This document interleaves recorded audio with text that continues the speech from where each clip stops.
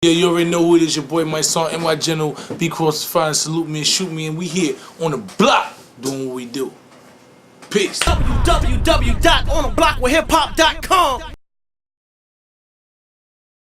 Number one, say I'm the number one, just a trade here to say I still got juice. LA sunshine at the drop of a dime, not only one of a kind, but I'm genuine. Well, I can only be in sunshine land. What's going on, y'all? Tim Mouse on the block with hip hop. I don't know right now. It's crazy right now. Do you see who I'm sitting with? Mr. Icon, legend in the making. We here with LA Sunshine, man, from the Treacherous 3, man. LA Sunshine, man, what's going on? Peace. Man? What's going on? How's everything? Pleasure. I'm good. Man, when I found out that I was getting ready to come interview you, man, it was just, you know, like, just eager, you know, because I grew up with hip hop. Okay. I grew up with MCs. I grew up with Treacherous 3. Like Treacherous 3, the group was bad. I mean, really, the way that your rhyme, right. I knew nobody can actually duplicate that or anything. It was just crazy at that time. At the risk of sounding egotistical, I agree. Okay. I mean, you know, just putting it out there like that is what it is. It ain't bragging if it's the truth. Yeah. I think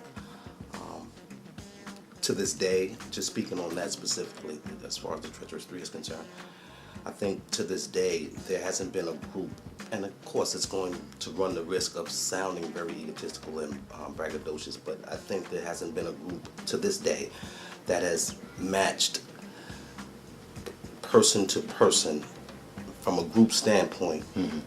And reached the status that the Treacherous 3 had from a lyrical standpoint, because from person to person, each individual in the group can hold their own, and I don't think it's a group to this day that can say that.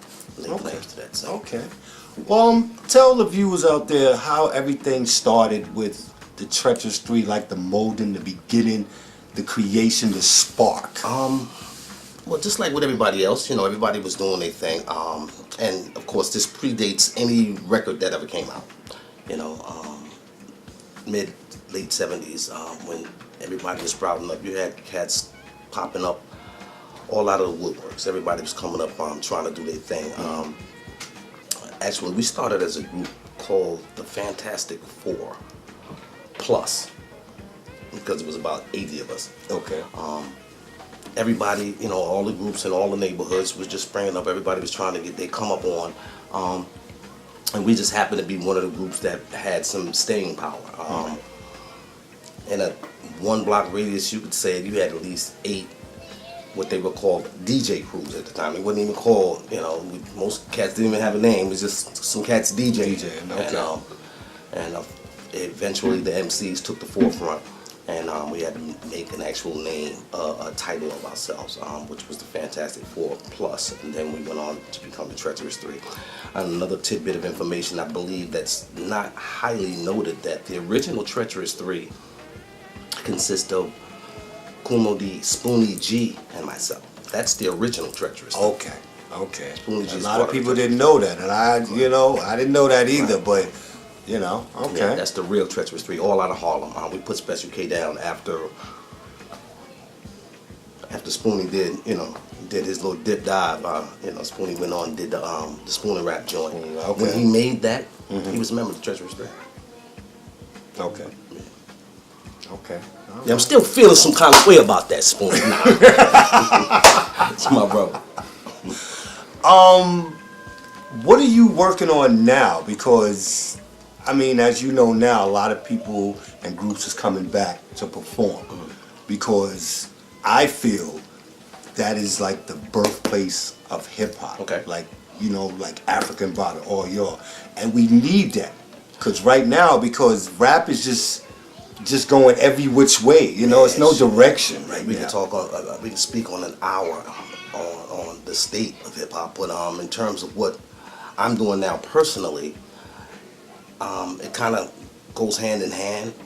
I'm somewhat removed from the rap and or hip hop template to some extent, solely because I got my finger on the pulse of a whole lot of various other projects. Okay. But with that said, simultaneously, we work on a regular basis for the most part. You know, we work periodically under the Kumo D umbrella. Yeah. See, we're also one of the few groups that were fortunate enough to have a career during the infancy stage, but as well as having a career under the Kumo D umbrella as well. Like, you know, see all of Kumo D's travels, everything that Kumo D's ever done, videos, TV shows, touring, everything. I was always right there, you know, as a part of it. Did the choreography for the, you know, all the dance steps. I was dancing with them. If you look at any of them videos, you see me in the background dancing. Yeah, if you see Wild Wild West, Yeah. check him out. He's good on his dancing. So we still perform on a regular basis. I say that to say, unfortunately, if it's not in the mainstream or if it's not on BET, we're deemed obsolete or insignificant or irrelevant.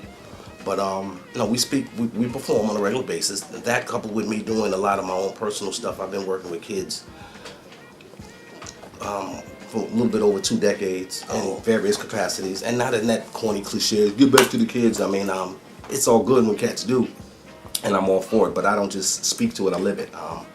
I've been a high school coach for a high-powered top 25 country in the country ranked high school, for Rice High School right here in Harlem.